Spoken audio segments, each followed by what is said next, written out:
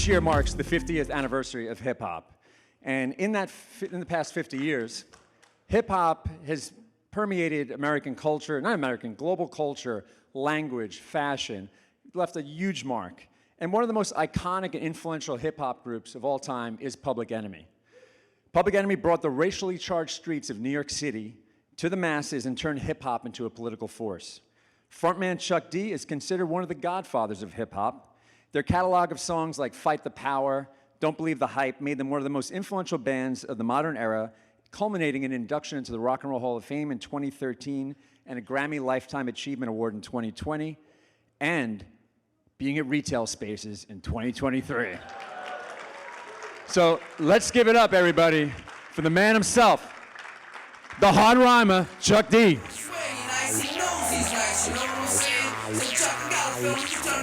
Public Enemy, man. Now remember that line you was kicking to me on the way out to LA Lounge to Queens while we was in the car on the way to the shop.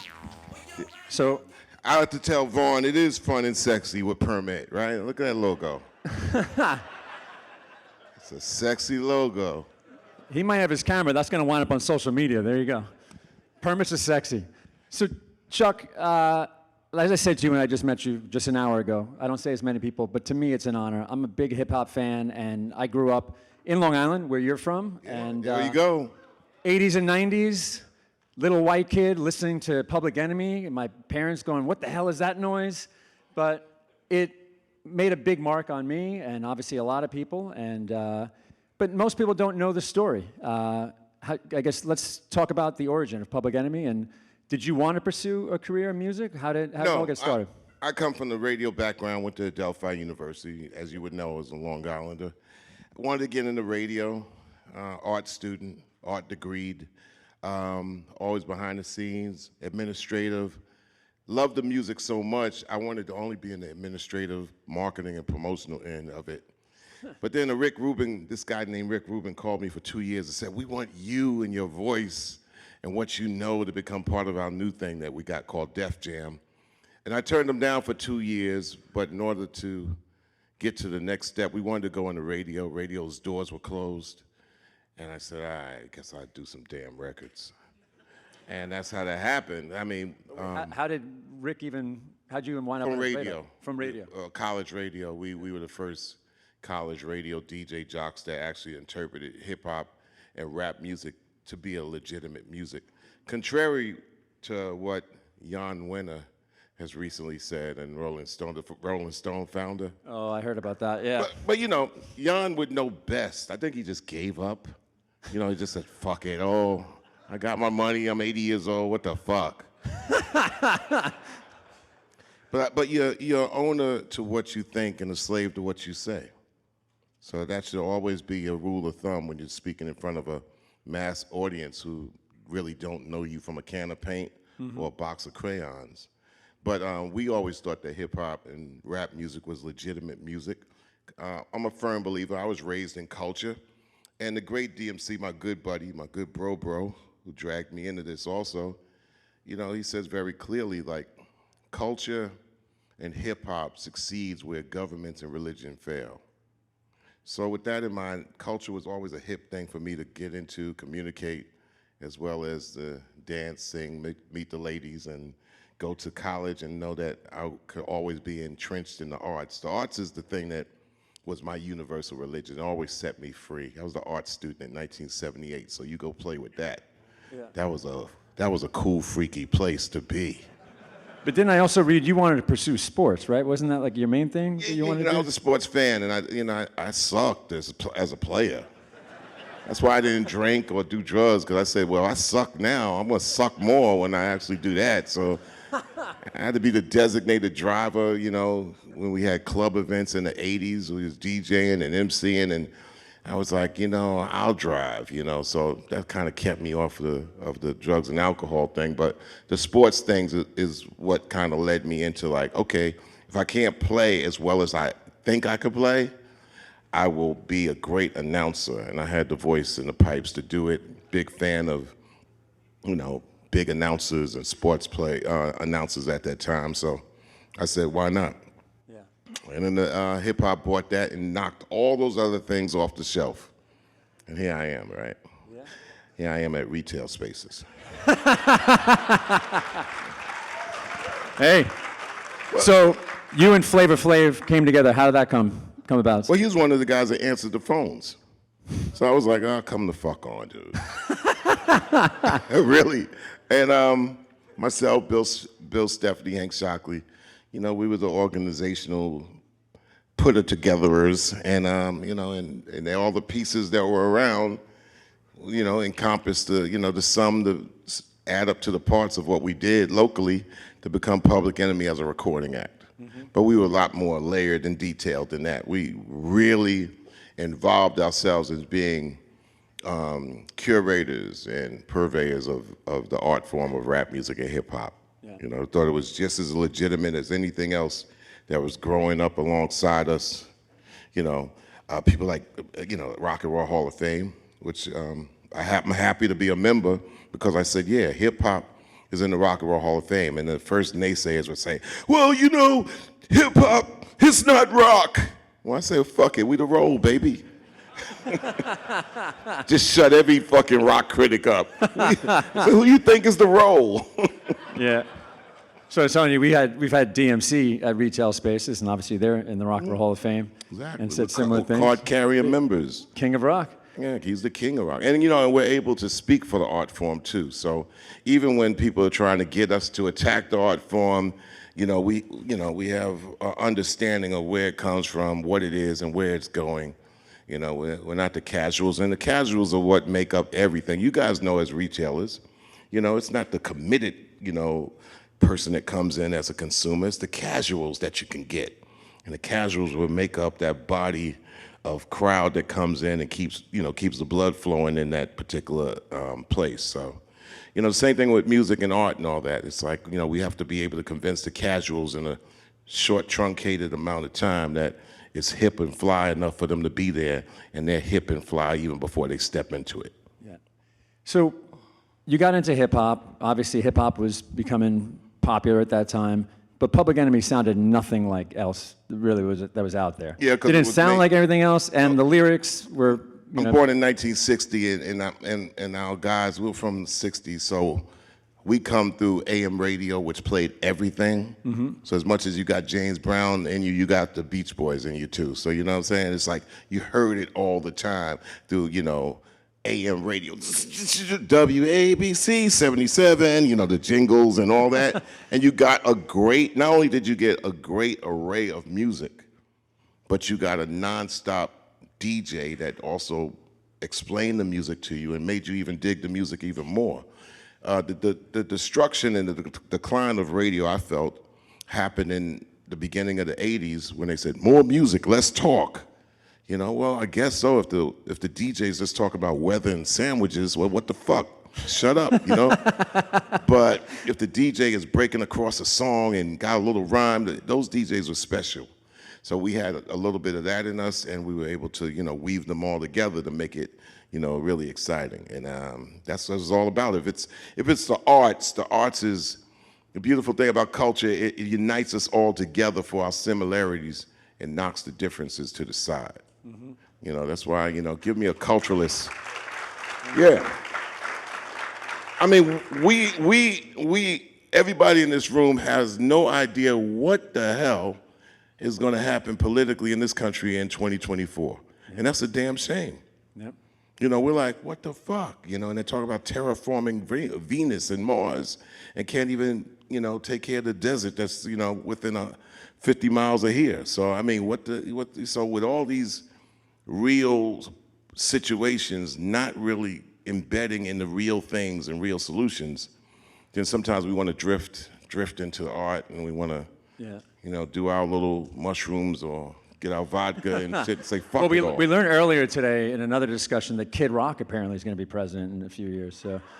Kid Rock? Kid Rock, yeah. That was part of an earlier discussion, but I won't go into that. Well, let me tell you, Kid Rock is one talented dude, man. He's probably one of the most talented dudes I've ever witnessed in my life. So now he's cuckoo here and there, but we all there's a lot of people that are cuckoo. Everybody doing music and art. His old school hip hop albums are actually really good. The Polyfuse Method, if you heard that. Everything Kid Rock touches musically and artistically has got some quality to it. Yep. He's able to go on this side of the spectrum. Now, where his mind is at and where his soul is at, he needs therapy. Yeah. I mean, as simple as that. Not going to disagree with you on that one. Yeah, I mean, to me, art and music is my therapy all the time. I don't have emotional scar tissue at all. So I'm usually, everybody's different. I'm a culmination of people, places, and things, conversations. I had a great time talking to you before even talking right now. So, I mean, I am made up out of conversation, and right now, you know, it's sort of like a shortcoming this century that listening is becoming an afterthought instead of, people listen with their eyes too much. They're screen ages. Whether they're 5 or 90, they're screen ages. They're looking at a screen, responding to a screen, communicating to a screen, waiting to get it from a screen. So are they really listening when their eyes are dazzled by the lights? And that's how people get, if you've been in New York City in the 90s, before the Century line, and you ran into a 3-car Monty corner. Now you see it, now you don't. The clam's over here, the clam's over there. Where's the shell? The shell's where? Find the marble, where's the pin? And all of a sudden everybody's like, and they're getting their pockets picked. Because they're using their eyes, I mean, how many everybody out there, we talked about GPS and Wave, right? Yeah. Everybody's like, oh, I know where to go, but I gotta rely on my GPS. And you've been taking this route the whole time by memory, but you doubt it because the GPS has a better answer. And I was having that conversation with Lee Peterson in here earlier. Yeah. And we got to hold on to our humanity. The whole thing is like, now it's a battle of how much of our human being can we hang on to. Mm-hmm. And the key with the arts is the arts set you free to honor your mistakes, to keep your scars. But how many people want to keep their scars when they want to try to continue to look like a 20-year-old? So I have this whole list of questions I want to go into, but fuck it, let's just put that aside. Let's throw this thing aside.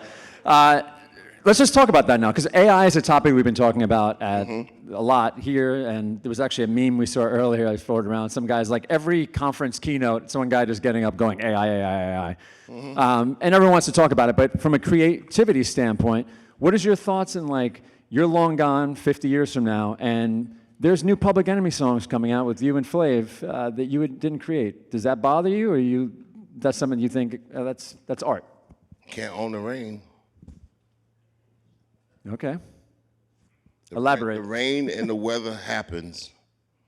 I think artificial intelligence, because it comes through technology, is something that we have to learn to dance with, yet and still figure out what is going to be transferable in our human spirit. It won't be our problem anyway once you're going into the next realm. What the fuck problem you care about when you're in the next realm? Well, your family will if they're making money off it. You better explain to your family on how they better understand what's coming their way then. Yeah. And it ain't but so much protection you can do when you're not here and they're stuck here. Yeah. So we need to don't worry yourself with the weather you don't know yet. I think we can also study the arts a lot more of what happened before. A lot of people are into art. Did they study art? Everybody got art in them, but can they get it out? I know there's a museum exhibit, yet another exhibit on Degas. Okay, here we go, in Degas. So that's for new interpretations to new people and new human beings. Mm-hmm. I am of the one that is on the way out. So it's about getting the most I can in this life and interpret as much as you can to new gens or new generations to come. We talked about this before. I don't know what it's like to pull an egg out of a chicken's ass, right? 2 generations before me to be looking at me like, you don't know how to pull an egg out of a chicken? You don't know how to some milk out of a cow? And I'd be like, fuck no. But that didn't make me not learn how to exist on the planet Earth and adapt to what was around me in real time. I think what it is that we have to be able to look at real time, and real time is our humanity on how to dance with that and adapt. Now we also have to have some vision on what is future time, but also have a sense of where time is from the past. Now, a lot of people love the arts but never study the arts. They're casuals, right? They're who are made into consumers. That's the trick pimp game, you know what I'm saying? It's get you to just go there and follow and don't think about it because it's going to be good for you. But we got to hold on to at least some of the things that we're able to say, not only do I know who I am, but I got to kind of know what I am not. At least I admitted I sucked trying to be a second baseman. And I went on to another area of baseball I thought I could do. I think in life, we have to kind of work on what we like, and also what we kind of don't like. We got to admit it straight up. Like, I don't want to do that shit. Yeah. Mm-hmm. So we've got a lot of creative people in the room here, store designers. Let's talk to you about the creative process. When you're working on... I was an architecture student and an award winner in high school. You? Mm-hmm. Okay. Yeah. And what we have here is actually Chuck's latest book. It's his first... Is this your latest one? I know you got like 5 coming out this year, but it's... Yeah, that's the art book of Genesis. It's just like loose art. And then I have what they call Naffic grovels, which is a 4... Yeah, I like to play with words. I'm a poet too, right? So, but they're really like, it's called Studio Naffic Grovels, and it's it's 4 books on just keeping a day-to-day journal glossary of what I see, and I'm able to do artwork. So it's like, you ever remember Ripley's Believe It or Not, some of y'all? And the fact that Ripley also was a great illustrator. I'm an illustrator, not a painter, but an illustrator. I can paint, I can sculpt, I can do all those things, but I like to call myself an illustrator because I'm able to, illustrate at courtroom speed. The courtroom speed is like what, before they brought cameras into the courts, they would sell the illustrator there to sketch the court and get it to the TV station in the nick of time. Well, I trained myself on courtroom speed. So as an illustrator, I just covered what I saw, conversations, and just did a page or 2 a day, and that's how those books came out. So they're out now too. Another thing I talked about, I started the world's first cultural app. And you already have social media. Many of y'all on Instagram, many of y'all on Facebook, many of y'all on X, which overnight all of a sudden turned from Twitter to X, and nobody knew how and why. Into a dumpster fire. Right, and many of y'all shamefully are still on TikTok. So I kind of created a TikTok for 35 and older, but with, hip hop based, but film, artists, musicians, and sports. And we tell people to post their best. Post your best. If you're going to leave, crazy looking posts, stay at IG and TikTok and compete with your kids and shit like that. But, so we got a higher level of posts. Anyway. So on the creative We're not process, tweeting anymore. No more such thing as tweet. The bird is dead. It's cooked. Is it actually now when you're putting something out on X, are you putting out an X or is it still a tweet? Is it X-rated? There's a lot of that on there. No, they say post now. They don't It's a post. Yes. You're posting on X. Yeah, unless you're still on, an old iPhone that just didn't cross over, so it's still tweeting. It's crazy, right? So let's take a song like Rebel Without a Pause. Mm-hmm. The Bomb Squad was the production group, right? You guys put together. Keith Shockley, Eric Vietnam Sadler, myself, even Flavor was on it. Let's play a clip of that. Let's play it on just for a second. Listen to the sound of this. Yes, the rhythm, the rebel, without a pause, I'm lowering my level. That did not sound like anything else around that time. And what is that, like a tea kettle in the background? A little bit Whistle? Tea Kettle, Miles Davis, and also the JBs.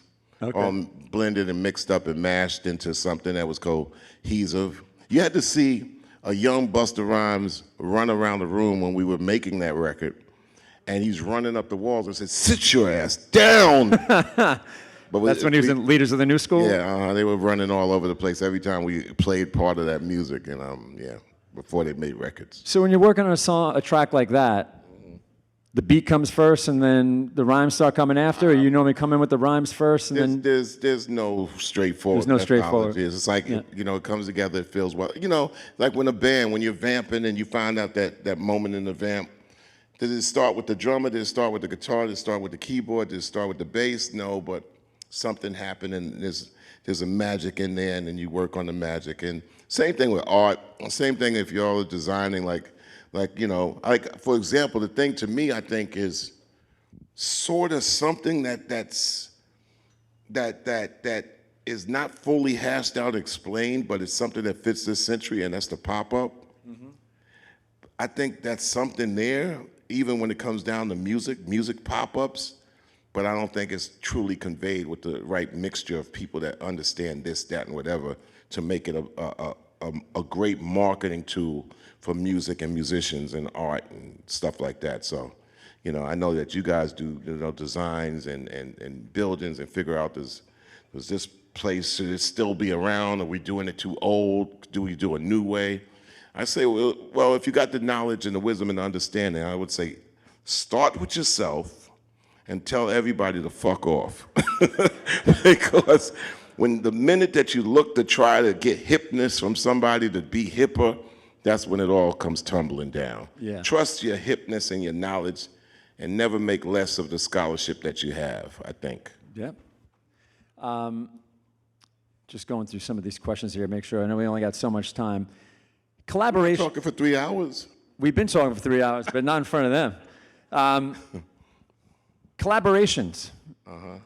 You know, similar to Run DMC, collaborating with Aerosmith. You guys, I guess one of your most known collaborations was with Anthrax, even though it was your song originally. But that was merging hip hop and metal. And then fast forward, Rage Against the Machine was on hiatus, and you and Be Real from Cypress Hill basically were fronting a new formed, I don't know if that's how you'd front it, how you would call it, but Prophets of Rage. Yeah, with DJ Lord, and you know, we formed a new 6-person group, Prophets of Rage. We played in front of 7 million people in 4 years. We opened it up and closed it out in 2019 like a beautiful play. It opened and closed, and it was what it was. Rage Against the Machine reformed. Now they're going into the Rock and Roll Hall of Fame this year. Hopefully we get Cypress Hill in the next couple of years, and that was a true, you know, brotherhood of going around the world and having a great time. So what's been your most surprising kind of or rewarding collaboration that you've done? One drunk ass day with Bo Diddley. I wasn't All right, drunk. let's hear this story. I wasn't drunk, but Bo had just got burned in a home fire, and I went down there with a friend named Scott Free, and so I visited Bo, and his wife, you know, met us at the door of a long hallway. And she was like, Bow, we got some boys here. You know, and we went into his studio, and I did a song with Bo Diddley called Record, and it goes down as one of the most interesting days I've ever had in the recording studio. All right, well, what was so interesting? Bo. Bob. He was 1,000% interesting. All right. Yeah. So, again, Rock and Roll Hall of Fame, Grammy. I mean, you guys have toured, not made a big impact here. I mean, you did the tours at Run DMC, the Beastie Boys back in the day. But then you went over to London, and you played, how many countries have you played in? 116 countries, 116 tours over 30 years. That's why I like to keep my ass still. Best place in the world is my office, plural and singular. What's the most memorable concert you ever done? I can't name the most, but I could name significant events. Playing in front of 950,000 people in Bogota, Colombia. Whoa, 950,000 people? And then also 900,000 people in Milan where we opened for Eminem. And it's what you call flat stadiums, so it just like keeps going back and back and back, at least for half a mile. But everybody watched the stage from screens, you know. And you can't really see. It's just like back, and you got every 4 blocks they would have screens, and that was in Milan. So I mean, it's just 2 gigs out of a lot. So mental health is an issue that I guess is front of mind for a lot of people these days, coming out of the pandemic and taking better care of ourselves. Traveling to all those countries, being exposed to rock and roll lifestyle, you never got into drinking, never got into drugs. How did you manage to not go off the rails and also burn out going through all that? It just stuck with me, and then I know our songs are difficult. So don't get started on something else that gives you a break. I mean, we have a saying, it's like, the songs are very difficult. Either you do the songs or the songs do you. So, I mean, you have to take those songs on. You got to have strength and power and stamina and speed and all those things that we exhibited on the stage well. And doing anything, anything to throw any of that off, you'll suffer. So I learned that early on, and that's what allowed me to do it strong at 55, 60, 63, and stuff like that. Yeah. I mean, you got to take it on. You can't be like, oh well, I'm tired of doing this song. Yeah, that doesn't work. I mean, it's different. Like some rap, you could be throwing your hands in the air and wave them like the side. I mean, that's adolescent. So actually, it brings up a question I was thinking before. Is there a difference between hip hop and rap? Yes. What's the difference? Hip hop is the overall culture that's the umbrella of the creativity. Inside of it is the elements of sight, sound, story, and style. Yeah. Which could be MCing, DJing, breakdancing, and graffiti. culture, yeah. But really, that's no big deal because MCing is vocalization. DJing is musicianship. Art culture is art culture. Graffiti is art culture. And breakdancing is dance culture. So they've been around like hundreds and thousands of years. If you just got to study art, they just have new terms to it. Hip hop is a term that was started in 1973 for all these creative aspects. Now, rap is not, rap is a part of it. It's part of the, Part of the culture. Yes, well, it's part of the musical elocution of it. Like, there's no such thing as rap music. It's the vocal on top of music. Saying that rap will disappear is silly as saying, I wonder when these singing records are gonna stop. And rap is in the middle of the spectrum between talking and singing. Rap is a vocal in between. You have no other type of vocal. Yodeling is somewhere in the middle too, but that's singing. Whispering is close to talking, you know what I'm saying? So, I wonder when this rap is gonna stop. It's a vocal application. And if anybody liked reggae, it's the reason that they call reggae dub because you had to overdub a vocal on it. So the dub plates were basically Jamaican instrumentals. And the toasting DJs would get on the dub plate and put their vocals on the top. So it's an overdub. But those are radio rules. Those are broadcasting rules when you put overdubs over an instrumental and overdub on something, and so it doesn't fall far from the horse when it comes down to the things that hip hop and rap music started from. So talking about the Sounds different, like a class right now, right? you got to take them to school. Well, You're one of the godfathers of hip hop. I taught 10 weeks last year at UCLA. Oh, did you? Yeah, it was a solid 10-week course. So I've heard you talk about the different kind of, I guess, eras of hip hop, right? There was certain ones. Can you kind of share? Well, over 50 years, man. Yeah. And, I was 13 50 years ago, so I never was in awe of hip hop. And then I was like, I was trying to do my sports thing. So a lot of people have been born in hip hop. They don't know of anything else other than I'm born and hip hop is here. Yeah. It wasn't such a thing when I was growing up. It was Motown, Philadelphia International. There was disco. I was in high school. I mean, disco was the music, So there's rock and roll, and then rock and roll turned to, rock and all that other stuff, and so therefore, hip hop as a culture and as an art form came along, and it was a cool thing to watch and a cool thing to be a part of. But I liked the technical aspect of it, and I thought I could be a great administrator.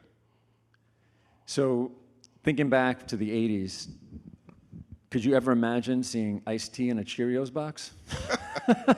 Or Ice Cube in a Disney film? Yeah, there's evolution. Yeah. Revolution means it's change. Evolution. I'm saying how commercial and how mainstream hip-hop has become. Well, they're the same guys. It's just that everybody else got hipper. They're the same guys. Yeah, that's a good way to put it. When I first started out, I signed with CBS Records, and people had just finished figuring out how to promote, Tony Bennett and, Lou Rawls, and you know what I'm saying? Yeah. From the 60s in the same company. You had the same people there. But time moves on. They turn 70, 80, and 90. They transition on, and now we're 50, 60, and 70. Yeah. And the demographics around us also grow, and they have understanding. The less they're less shocked about what's around them because they've been around it all their life. So the same thing when rock and roll first emerged in the 50s, you know, you have a lot of cool people who used to dance in the 50s. Didn't matter, like, you know, they were black, white, whatever, they're dancing in the 50s. And all of a sudden it turned in the 60s, it was like, yeah, oh wow, a flower, a rock. And then you had the cocaine 70s. It was like, snort the table off. And those people were walking around at 80 years old acting like they never did that shit. It was like, what the hell? You was at that cocaine party, Grandma. You know, so I mean, you know, the beautiful thing about music is that it talks about the times, it can explain the times, and it's not one of, you know, music is not meant to be big me, little you. It's supposed to be interactive and exchangeable and be able to give people their props for what they do. I've never seen a time like it is right now in 2023 where people sort of like are embarrassed by what they do and who they are just because they don't have a lot of followers. And that's just the worst fucking thing ever. You know, be you. You know, more important than any other number is the number one. And that number one starts with you. Yeah. So that's mainly the reason why I'd love to obviously we have you here is, you know, when you look at retail and physical retail stores, and we talk about looking out to a lot of stamped out cookie cutter stores, it's a lot of sea of sameness. We talked about this earlier. We had Dick's Sporting Goods here this morning, and they have their concept House of Sport, and it's more experiential, and they're trying doing different things. But they're taking risks. They're doing something different and doing something and kind of standing out when a lot of maybe brands aren't doing something.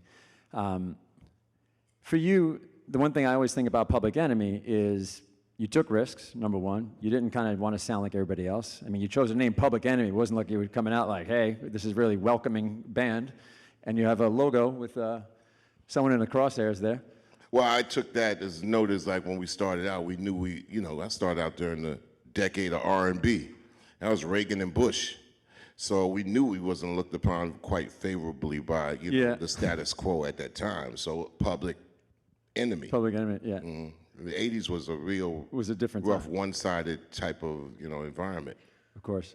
I don't know where I'm going with this question. I'm like trying to take it back. No, I'm here with you. We're together on the same roller coaster, Mike. Well, I guess what I'm getting at is never compromising and being authentic. That's the one thing, if I could say about Chuck D. And even never compromising, being authentic, but you don't want to be an asshole.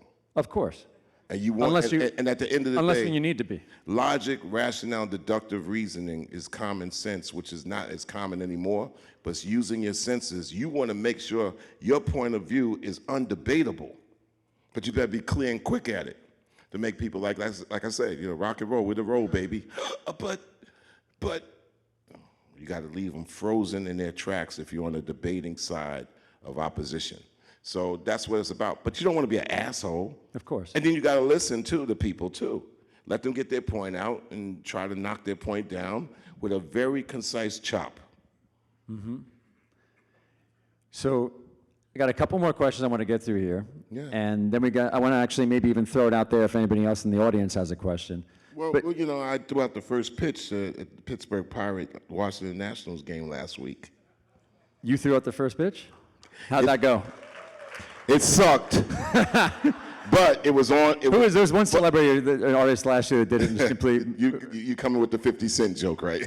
Oh, the 50 Cent one? Yeah, that's right. No, but mine was online. It just, you know, hit the dirt like a knuckleball. But right. It was online. It was online, yeah. It was online. It wasn't like I'm throwing it and it's over there. It's like, nah. They made me So look it was good. 50 that did that? Huh? It was 50 Cent that threw it? I'm not going to say. Oh, okay. Busta Rhymes. Is it true that you named Busta Rhymes? Yeah. So tell us that story. How'd that come about? Well, I mean, to me, everything was about, like, if people are kind of looking the same and sounding the same, saying the same things, what's going to make them stand out? So I was like, you know, I had marketing background in the 80s. I said, I think, you know, Taheem, the rhymer, is not going to work, bro. That was going to be the original name?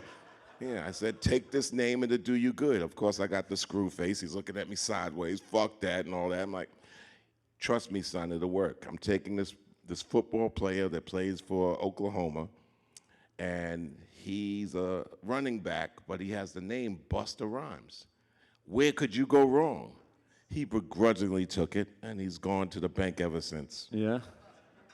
Yeah, he's more Busta Rhymes than Busta Rhymes is. I got to tell people, no, he really was a football player. He played in the NFL too for the Vikings. That's Must be unbelievable. mad as hell sometime. So what did the real Buster, the original player say? He'd be interesting for a permit to bring up next year. Vaughn, let's get on that. We'll get the. Let's get on it, Vaughn. Yeah. All right. I'm going to stop with a question. Anybody have any questions for Chuck? I can't see out there. Please, We have a microphone please ask floating me. around. Because I know. Listen, y'all going to the polo grounds. Y'all going to have a great time. I think the ball is right there too. Some people caught between. But We got please, Jamie, I ask see any right question there. that you Jamie's have. a hip hop fan, I know. So.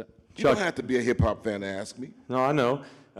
Pleasure to meet you, Chuck. Thanks for being here. What's up? Where you from, Jamie? I live in Boston. Oh, Boston. What do you think about hip hop today?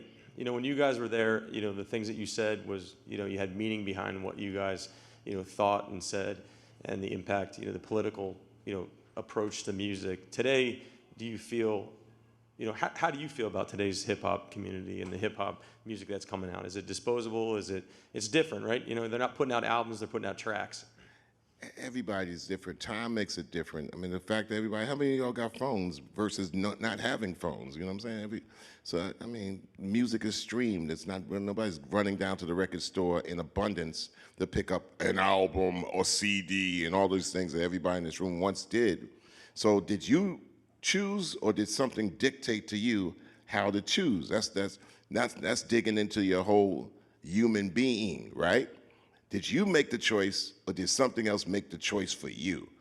When it comes down to hip hop and art, it's skipped across the technologies. I think intrinsically, there might be a problem with me as more soloists as opposed to groups. You can't really find many groups today.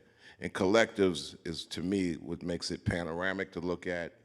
I like this versus that. That was the brilliance about groups. When you talk about groups in rock and roll, you sort of need a guitar, bass player, and a drummer to be in sync with each other, and the keyboardist, and maybe not somebody like the Doors didn't really have a bass player, but Yeah. Ray Manzarek played the keys. So, I mean, but you had collectives back then. Today, a soloist has been pretty much the dictating standard the last 25 years. You know why? Because you only got to negotiate with one person. So is that an industry happenstance? So you're saying the business has changed to The business not only will change, the business will change you, and the business will change the consumer. The consumers don't change the business. If the consumers change the business, then they would have never went to cell phones in the first place. The business changes the consumer. I happened to be at the forefront at that time where I was in Midem 2-3 years in a row, and they were saying, we're gonna take all this CD shit, this downloadable shit, and we're gonna move it to streaming in 5 to 6 years. They make those decisions, and they say, you know what? The crowd will follow because they'll have no other choices. Just like Apple, the first time I got my iPhone, I rejected it. I didn't wanna use it. I was like, I ain't touching no screen. And sure enough, my friend at Apple said, yes, you will. And and you'll wear those little white headphones too. Yeah. And yeah. And so I think what Jamie was trying to get you to say is that hip hop's not as good as it used to be back. no, I didn't say that. I didn't say that. It's changing, and I don't think a soloist could be as good as a group anyway. Nah. I think it's like you have to really be ordained to be an amazing soloist to make people watch you for an hour and be engaged into you, as opposed to a group that's in synchronicity. So, if that's what makes it better then so be it, but that's the dynamics of the whole overall industry of it, as opposed to are artists better or artists worse. I think they're less directed, less coached, less managed, and therefore there's a lot of errors, which are cool. Errors are cool, Yeah. but that doesn't mean you have to buy into it. It's like if you're, yeah, cool, you fucked up, then you keep that. You know what I'm saying? So, but sometimes, I mean, listen, everybody has seen brilliance in acting. You've heard brilliance in music. You've seen brilliance in artwork. You've seen brilliance in your job. You've seen brilliance in your own business. You know what good is and what's kind of fucked is. So trust your scholarship on that, no matter what it is. And don't be like, oh, I don't know too much about it, so I'm just gonna, just follow whatever happens. Whether the wind goes this way, I'll go that way. I guess I don't know nothing about it. And don't be like feeble when it comes down to you making your decision for what you dig, Well, I think me personally, I was saying this to you before, and I think I was talking with Jamie about this. It's what you grew up with. I miss the old school hip hop when a DJ was a central part of a hip hop group. When you had Terminator X, you had Jam Master Jay, you had the Beastie Boys, Mixmaster Mike. That's not really part of what hip hop is today. I guess it's a lot of soloists, and it's not. You don't see the scratching, you don't see the breakdancing. It's a different era. There was reasons too. I mean, back in the day, I remember like, okay, if you have activity on the stage and you have a DJ, then those records tend to jump. So the records tend to jump. You got mistakes by the DJ. So that got better when they started to do hard drive recording. Things were able to go from a tape to a hard drive recorder out into the audience, so the audience doesn't receive the amount of mess ups and mistakes. So there's a lot of fundamental reasons of why the DJ has also morphed and changed. You could come up with a balance in the alchemy of it, which makes it better for people to have a good time. Bottom line, just like when y'all go on the pole grounds, right? You want to come in and feel better when you leave. Anything you come into, you want to say, well, we make it better when we leave. You know what I'm saying? It's like it wants to end better than how it started, And same thing with entertainment. You take on entertainment and you're like, well, I want to feel good after I spend my time. Because currency is time right now. Yeah. Maybe not the money and all this and that, but our currency is our time and our attention. Attention is the cheapest price to pay if we have control of our attention. So, final question I got here for you is... Can I tell everybody I could be reached, or anyway, you could check out my Bring the Noise app. Go to bringthenoiseapp.com. Whether you got one of the two choices, iPhone or Android, you could go and get both of those. And I got the Rap Station Inner Network, which is on that app. It's a great place that we do. So I got like this question. It's going to sound like an interview question, but I guess we are doing an interview. Like what question? An interview, like if a job interview. Chuck, Can you tell us about one significant challenge that you had to overcome in your career? Something along those lines, though. But to be honest, we talked about accolades, like through your musical career. Was there anything portioned through that? Any ups and downs? We talked to Daryl from Run DMC, and obviously he's well publicized. Talked about how he struggled kind of at a certain part of his career. Was there any moments for you that you look back on that were any challenging for you? The challenge is that having a supple amount of curators and caretakers of the art form I work in. Mm-hmm. I could build a Lamborghini. It can't run on a swamp. And too often that, the road is muddy and it's a swamp, so no matter how well you build a vehicle, it can't track on bullshit. So to me, this ain't an adolescent kid game. It's like a real thing. When you go up in the middle of a jazz situation, they're like, yo, if you're gonna come in with that crazy shit, keep your shit to the outside, and it's respected. Same thing like the rock world. The rock world, they might say, yeah, sex, drugs, and rock and roll. But when you get behind the scenes, it's all business. They be like, yo, take that shit on back, be in the crowd. Hip hop is often to be like, I followed it when I was in 8th grade and this somewhere else and all that. And to me, the seriousness of the curation and the caretaking of it has been a 40-year obstacle. That's why, to me, 50 years, it's no big deal that you're able to handle. 50 years, you should be handling all kinds of shit. Like we got a union, we got all these things happening. It's real grown-up shit, you know what I'm saying? It's like, okay, you're grown after 21 or 18. They'll send you to war, so you can't be like, oh, wow, we have this in hip-hop. So that has been an ongoing struggle that has gotten better with the aging of people not always trying to do the song and dance, but doing serious administrative work. If you don't caretake and curate properly, then you leave it for the undertaker. And the undertaker and the grim reaper is awaiting every industry when you don't do the right thing. Grim reaper will dead your business and dead your job just because people don't connect the dots in the right way to keep things working the way they should. Yeah. You don't take care of your body, your blood and stuff like that, the Grim Reaper will get you. Yeah. So caretaking and curating has always been a struggle. I think we face some realities that makes it like an art form that will go on with or without us for another 10 years at a time to be like, okay, that's kind of dope. Yeah. Whenever I look at a movie from the 40s or the 50s, I'm looking at, whether I dig it or not, I'm looking at a high level of a collective of people that put together a fine piece of work that grabs my attention from a 1939 flick I'm watching, and it grabs my attention and holds it there for an hour and a half. Regardless of whether I think of the actors or who did it or what the topic is, I'm like, that shit was done right. Yeah. So that's what it's about. So I got a couple of rapid fire questions, and then we'll head out. All right. Rapid fire. Rapid fire. Favorite MC of all time? Favorite group is Run DMC. Run DMC. There we go. Favorite rock band? Well, I'm partial to Anthrax because I think their thrash metal is unparalleled. Mm-hmm. I think Living Colour has done unbelievable work on their block rock aesthetic, and they played on Public Enemy's first album. And the Stones and the Beatles just never can be touched. Yep.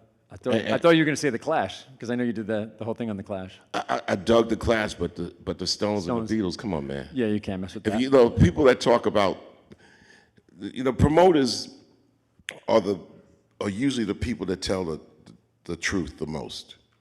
Because no matter what your groups are, right? A promoter would be like, okay, I got 6 groups right here. Who's opening and who's closing? The one that closes is number 1. And the one that opens is probably just got, that's debatable or whatever. But the one that closes is number 1. So they don't get caught up in that well, maybe this is better than that. If you got the Stones and the Beatles, who's closing? Some people say the Stones, some people say the Beatles and all that. So the Stones. That would be for me if I'm promoting. I'd say the Stones. Yeah.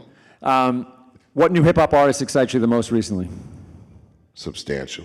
Substantial. Don't know. Got to look into it. Out of the DMV, I think he's already done 10 albums. See, we covered that on Rap Station.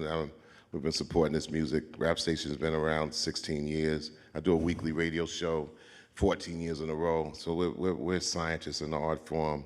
Big following over at Rap Station, 11 station channels. You could go to rstvapp.com, and Substantial has just released an album called Adultish.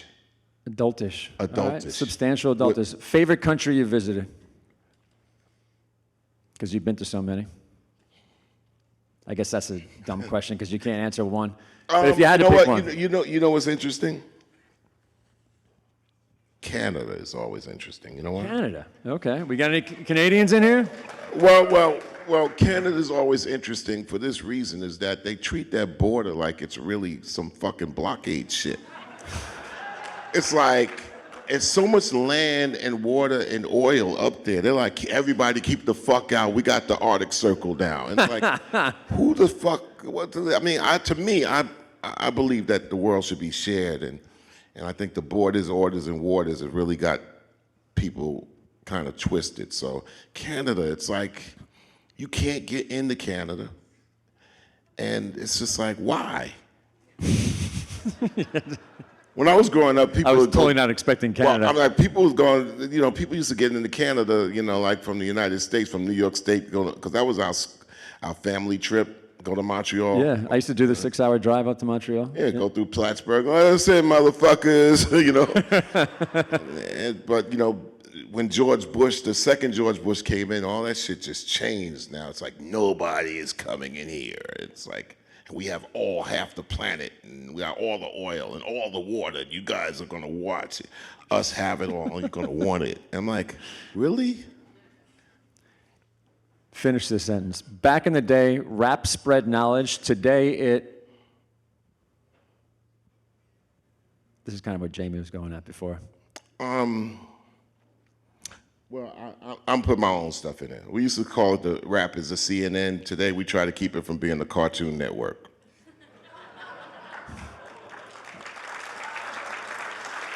Yeah, all right, I like that. And then the final question, this is the final. What does the future hold for Public Enemy? The future hope for Public Enemy is the arts. Sight, sound, story, and style. I'm releasing a record called, for under the Enemy Radio moniker, called Radio Armageddon. It's like, Radio Armageddon is like, it's a mashup, crash up, you know, taking the DJ's hands and mangling on the turntable and fighting off security. It's like Shadow meets Paul's Boutique with a rapper on top of it. I'll be looking forward to that. It's crazy. But thank you all. I really appreciate it. Yeah, guys, give it up for Chuck D.